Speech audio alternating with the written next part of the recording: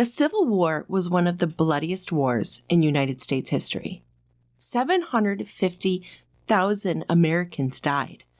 To put that in perspective, that is almost equal to the amount of American lives lost in the Revolutionary War, the War of 1812, the Mexican-American War, the Spanish-American War, both World Wars, and the Korean War altogether. It was difficult for those who lost loved ones during the war, as information about soldiers was either non-existent or was incorrect. Bodies of deceased soldiers were often left on the battlefields. There was a lack of recovery systems, or perhaps it was a desire to disgrace the enemy. There was also often discrimination between officers and subordinates. People could literally not see what was lost. Spiritualism had been around for a while before the Civil War, but grew popular during the 19th century.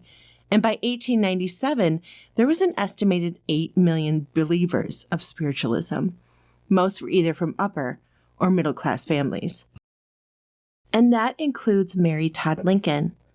After her son William passed away at a young age, she took to hosting seances in the White House, and her husband would sometimes join. This didn't stop after Lincoln's assassination, and in fact, her desire to speak with her deceased loved ones grew even stronger.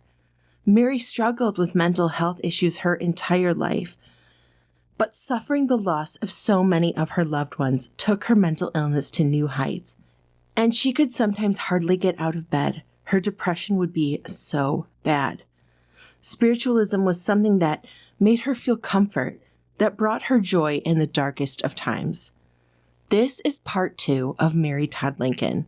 I'm your host, Lauren Powers, and you are listening to Not Your History Class podcast.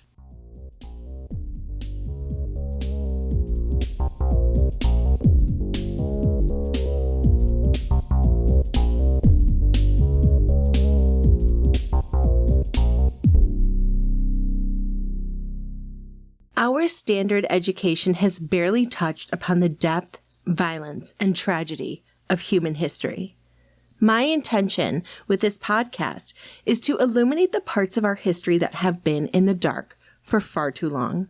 I want to take a comprehensive dive into our world and to give a different and new perspective on our past. After all, education is our strongest weapon against tyranny. Please note, this podcast contains content and information that may not be suitable for children under the age of 13. Please be advised.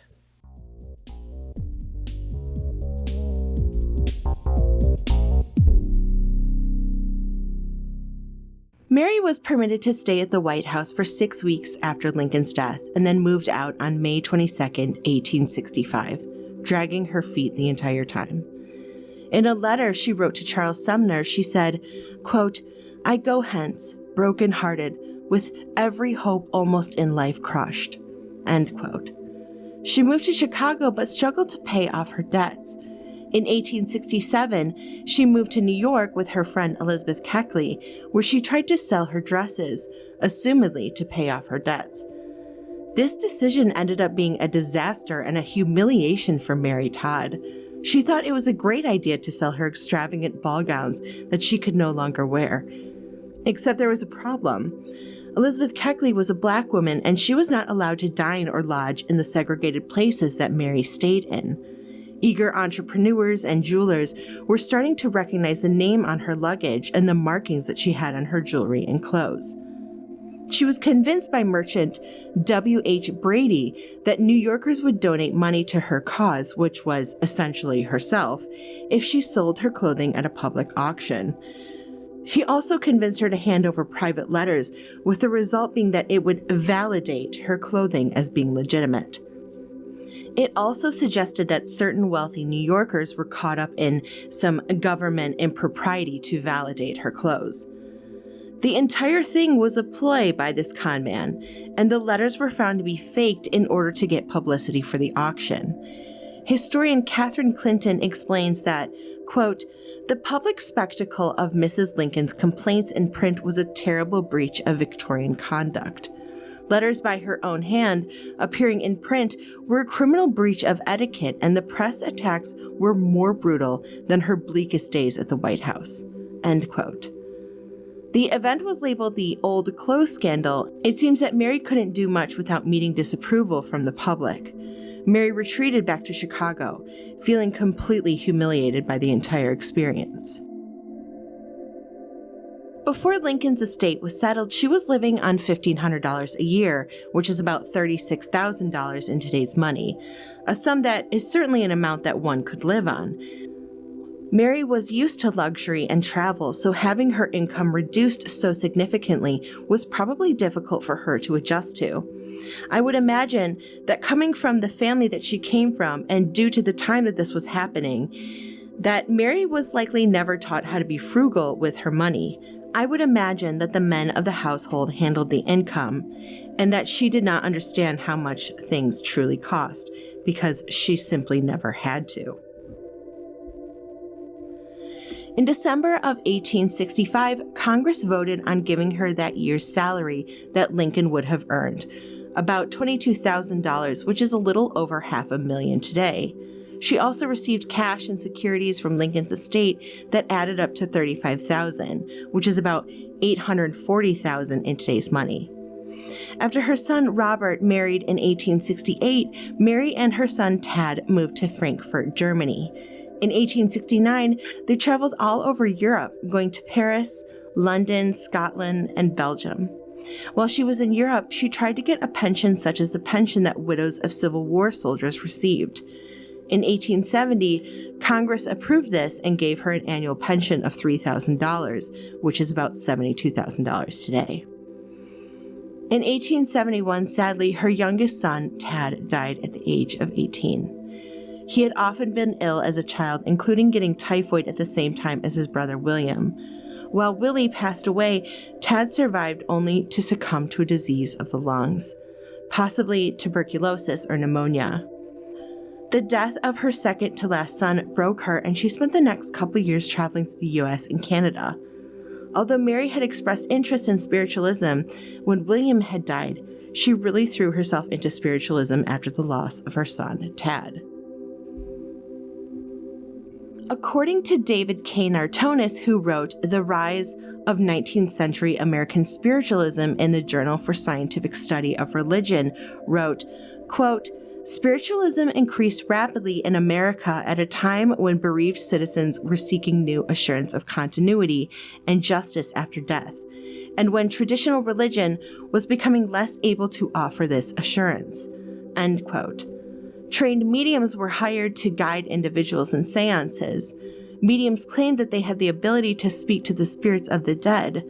Spiritualism became so successful because it provided closure that families otherwise wouldn't get.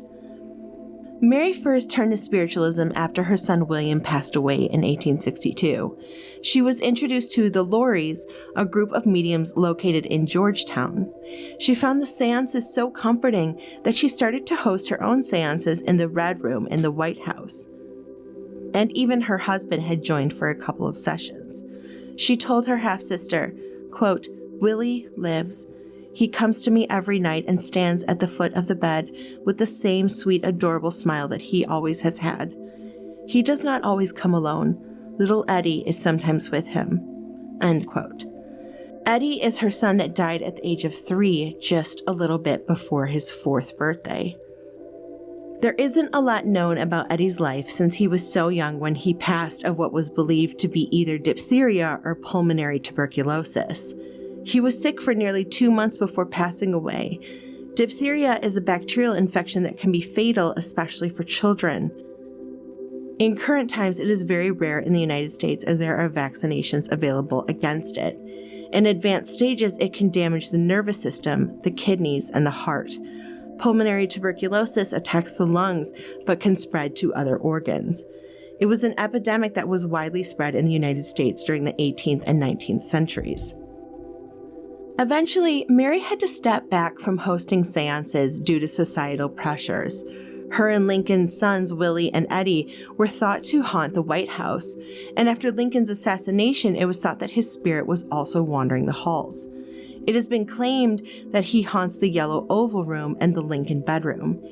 Even Winston Churchill has claimed to see his ghost. Many of these rumors came from one place, and that is Jerry Smith. He was the official duster of the White House for over 35 years and had began working after 1860. On slow news days, he would stand near the north entrance and tell tales to reporters about these alleged ghost sightings. In 1870, Mary visited a man named William H. Munter. He was a spirit photographer, and despite him being accused of fraud, she asked him to take a photo of her and Lincoln's spirit together. The subsequent photo showed Lincoln looking over his wife. Kimberly Cutts, who wrote Chief of a Nation of Ghosts, Images of Abraham Lincoln's Spirit in Immediate Post-Civil War Period, in the Journal of American Culture, said, quote, "Prints, photographs, and literary representations of Lincoln as a spirit abounded in the months and years after his assassination, chronicling his passage into the afterlife from the moment the angel of death appeared above his bed." End quote. Lincoln's spirit had an emotional and cultural impact. Those who had lost loved ones, seeing this figure of Lincoln gave them comfort, as though their own father figures were looking over them as well. It also gave the feeling that those who died in the war found comfort in death. Mary's behavior became more erratic as she grew older, and her last remaining son was starting to worry about her mental health. As discussed earlier in the last episode, it is theorized that Mary could have likely suffered from bipolar disorder. If that was the case, then based on the kind she had, she would have experienced highs where she would have potentially made decisions that would have been not thought through, and she could face potential consequences for that. Her depressive episodes would have left her so depressed that it would have been difficult for her to even get out of bed or dress herself. PTSD wasn't even something that was truly recognized by mental health professionals until World War I. Bipolar wasn't recognized until 1903 by Swiss psychiatrist Carl Jung, and he simply introduced the concept.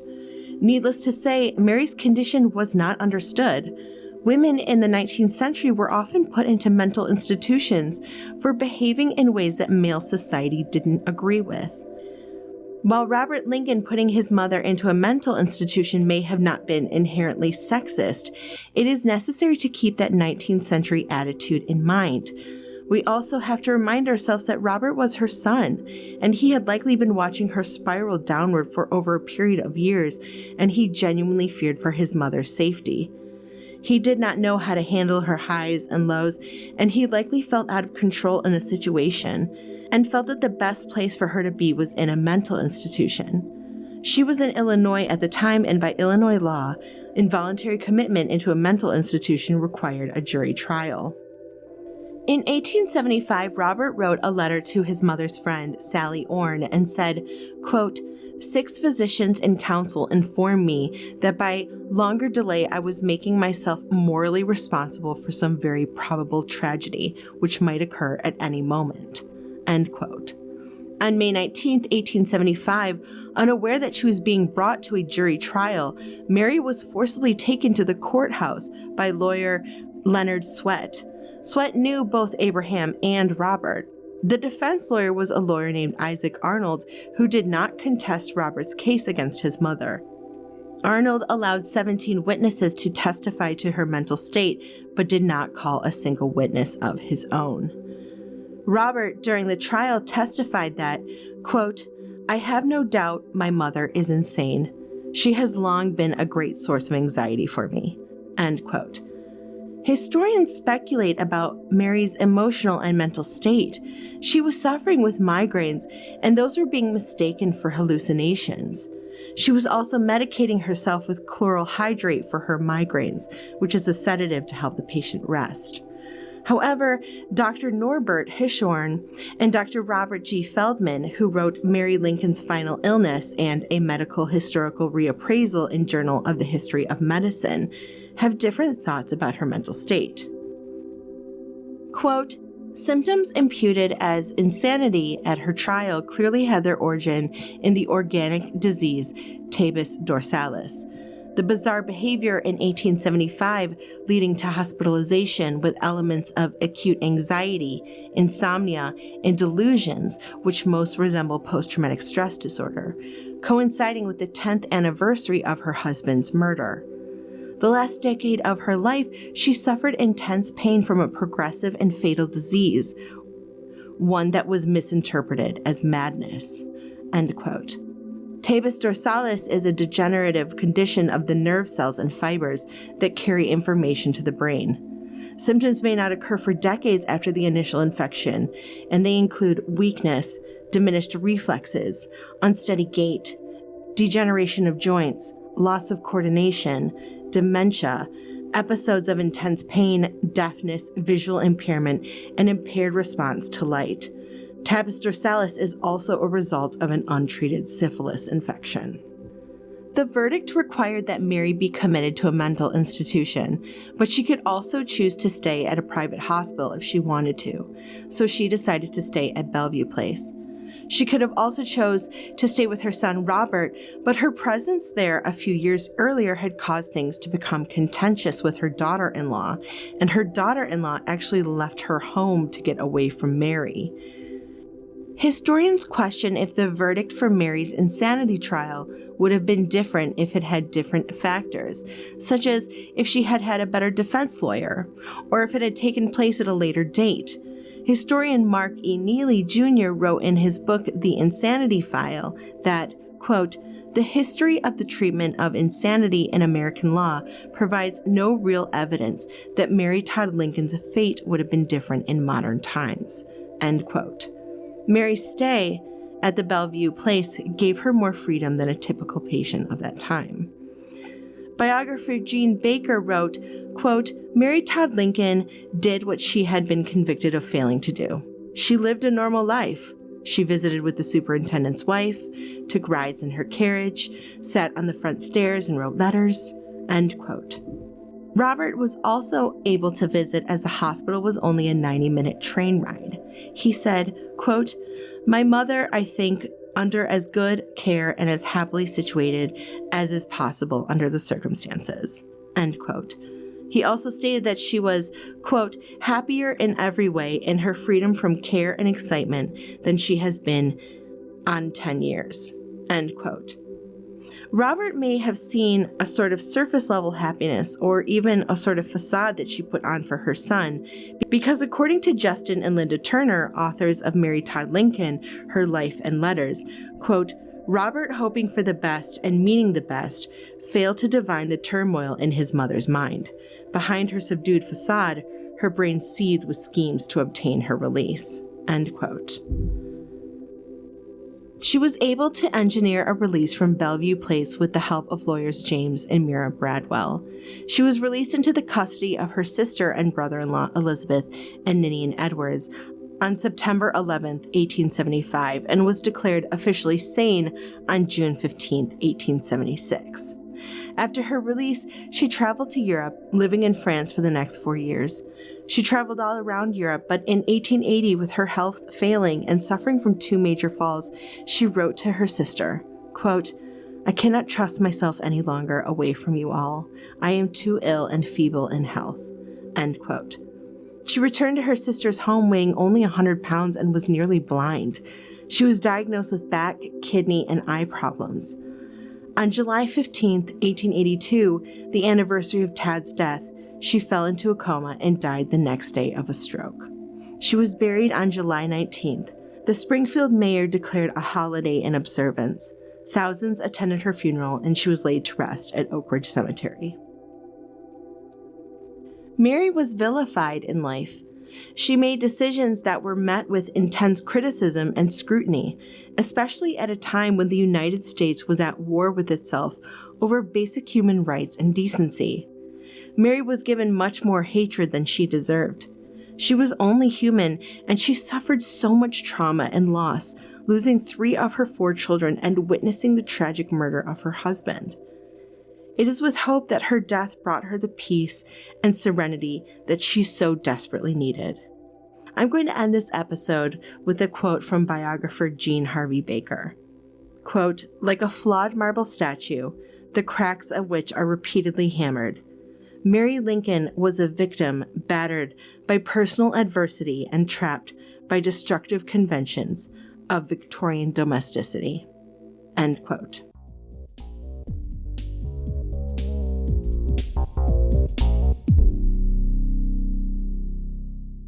Please subscribe to my podcast.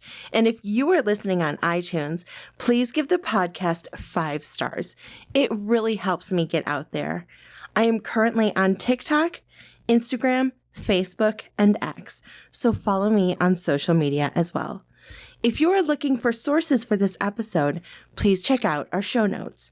Transcripts and sources will be on my website, notyourhistoryclass.com. Researching, hosting, production, and editing is done by Lauren Powers. Theme song is done by Mike Meyers, and you can find him at the Mike Show 42 on X. If you have any recommendations or suggestions for a future episode, you can direct message me via social media or email me at notyourhistoryclass@gmail.com.